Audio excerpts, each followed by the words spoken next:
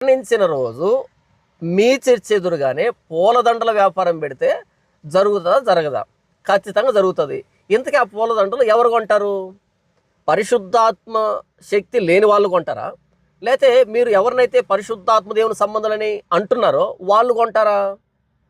నాకు తెలిసి మీ చర్చికి వచ్చి ప్రతి ఒక్కరు పూలదండ కొంటారు, వేయడానికి, ఆ చనిపోయిన వ్యక్తి మీద వేయడానికి. అప్పుడు వాళ్ళకి పరిశుద్ధాత్మ లేనట్ట.